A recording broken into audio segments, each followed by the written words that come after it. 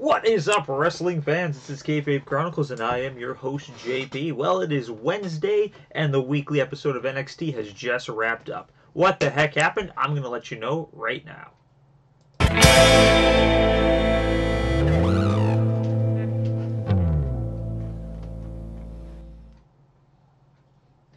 Hello, and welcome to the live stream. If this is your first time here, please stick around for a little while. Partake in the chat room to the left-hand side of the screen. And if you like what you see, make sure to crush like, hit subscribe, and click the bell notification for whenever we go live. We usually go live every single Sunday night at 8 p.m. Central Time, except for pay-per-views, where we will always go on after the event itself. And of course, today, that's right, our weekly review of NXT, which we will always go on after that as well.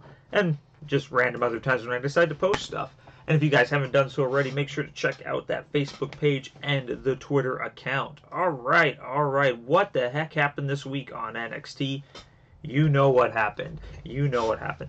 Great way to start off the show. So we got Io Shirai in her NXT debut teaming up with my girl Dakota Kai, taking on other debuts, Jessamine Duke and Marina Shafir. That's right, Shayna Baszler's lackeys in their televised debut. Decent match, a lot of fun. It was kind of as I predicted it. Like, Dakota Kai did most of the work throughout the match. Getting kind of beat down by the two people. A lot of hope spots. She's really trying to get that hot tag into Io. Really trying to get the hot tag. Eventually, she manages to break away. Tags in Io Shirai. Io comes in, cleans house, and gets the win. So Io and Dakota win this week.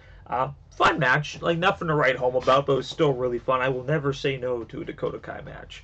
And yes, I fully agree, Elizabeth, in the chat room, that Jessamine Duke is really long. I think she's like 6'1" or something. I have no idea, but she's really tall. She is really tall. Lots of great potential between both of them. I really see both of them doing very well, considering that they've only been professional wrestling for a couple months. I think they looked decent in their match. Like they're not perfect yet, but they got good teachers. The Performance Center will teach them well for sure. All right. Very next match, we got the debut of Donovan Dijakovic, normally known as Chris Dijak. He's just generic squash match. I don't even remember the name of the guy. He was fighting something with a Mac in it.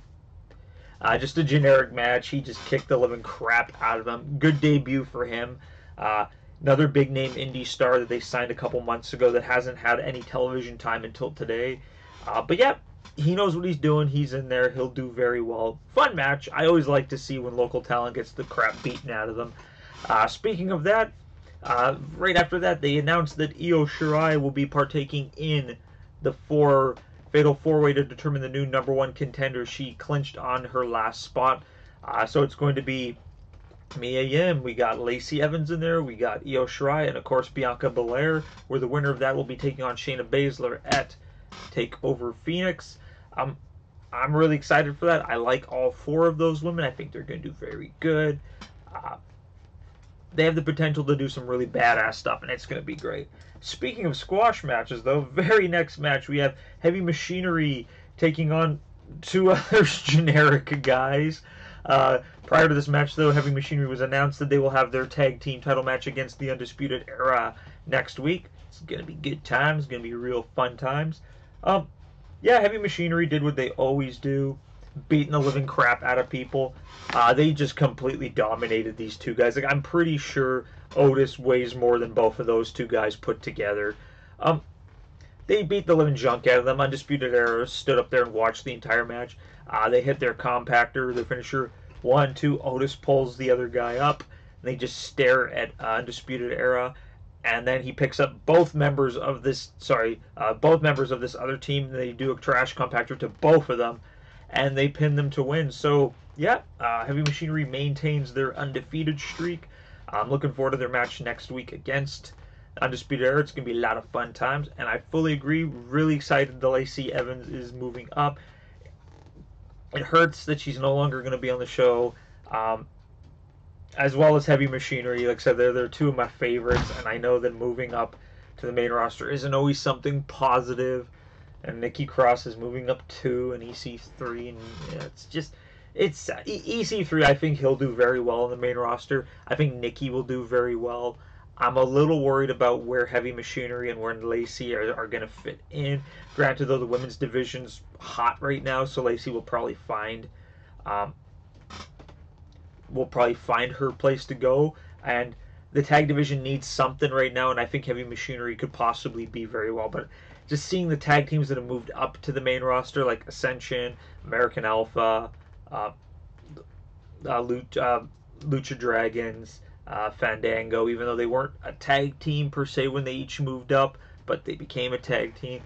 AOP, even though they just had the title, but I just think that they could have been a little bit better. Sanity is finally getting some television time. A lot of NXT tag teams just don't get love on the main roster, and I'm very worried for Heavy Machinery. But it's a new year, new things coming up. It's going to be good. But I will miss all of them. It's very sad to let my children go onto the main roster, but I'm excited for them. It's going to give me good exposure because not a lot of people watch NXT. More people watch the main show, so good on all of them. All right, and we will close today's show off with the much anticipated steel cage match between, boom, Aleister Black taking on Johnny Gargano. But Otis is everything. Otis is everything, man. He just seems so much fun to hang out with. Like, he just has so much charisma and so much personality, and he's a 300-pound guy that does the worm. Blows my mind every freaking time he does that. But yes, the steel cage match between Johnny Gargano taking on Aleister Black. Aleister Black comes down first, and just before he's about to climb in the ring, Johnny Gargano jumps him from behind. A lot of outside scuffle. They beat the living junk out of each other for a good couple minutes before they finally get into the ring to start the match. Exactly what you expect from a cage match. Really good use of the cage. A lot of good spots involving the cage, like a lot of throwing people in, a lot of hitting the sides, a lot of off the top of the cage spots, which is really good. I find a lot of times whenever cagers are in a house show or a generic, like a weekly show, not a pay-per-view, they don't really utilize the cage as much as they possibly could. And I believe that both of them did for this one for sure. A lot of great hope spots in between the two. Like, it's your standard spots, like, oh, climbing, he's almost out. Oh, the guy gets up and pulls him back in. Like, just your stereotypical cage stuff. Match ends when Johnny Gargano's climbing, trying to get out. Aleister Black's climbing to try to get out of the door. Just before Aleister Black makes it out of the door, Tommaso Ciampa, runs in, slams the door on Aleister Black, pretty much like knocking him out, essentially. And everyone's like, well, wait a minute. Johnny and Tommaso hate each other. What's going on? Johnny climbs back in the ring. They kind of like go like, huh? Like this whole, just kind of quick look of confusion. They hit Aleister Black with the old DIY finisher. Crowd was hot. Like, as soon as Tommaso came in and slammed the door, everyone was chanting DIY. Crowd was just eating it up. They hit it. Tommaso just stares at Johnny one more last time. He leaves the ring. Johnny Gargano pins Aleister Black for the win. And he just sits in the center of the ring and just stares into oblivion. I don't know what he's thinking. He's like thinking, like, wait a minute, but like, why would Tommaso help me? I really liked the writing for this. I thought it was very well done. The way that just Tommaso had like just that evil look in his eye, like, like, you're mine again, Johnny, like, be my friend again. And just Johnny Gargano just sitting there completely confused and not knowing what's going on. Crowd, is DIY back together? Who knows? I personally would like to see them back together, but if they don't end up back together, this is still very well writing, very good aspects between the both of them. Great match.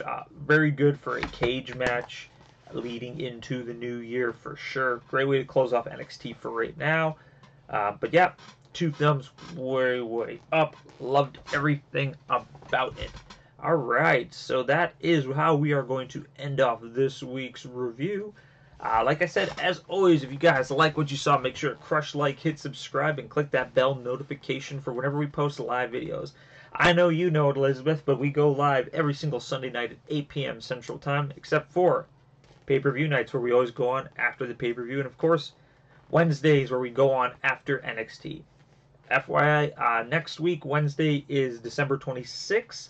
That is Boxing Day here in Canada, which is essentially equivalent to your American Black Friday. So I work retail, and I will not be available to watch NXT that day. I will be pretty much at work for like the entire day. So I will not be doing an NXT review next Wednesday, but it will take place most likely the Thursday or maybe late Wednesday. Like after I get home, I might watch it and then do a live review. But I'm just letting you know it will not be at 8 p.m. Central Time because I will still be at work at that time. Other than that, that is all I got. Maybe we'll post some other stuff prior to Christmas. But of course, we will have something this Sunday for sure leading into the holidays. So yeah, I hope everybody's holiday season is going good so far. Everybody's feeling happy, joyous, healthy, and all that wonderful stuff. As always, though, this is JP from Kayfabe Chronicles, and I will see you guys next time.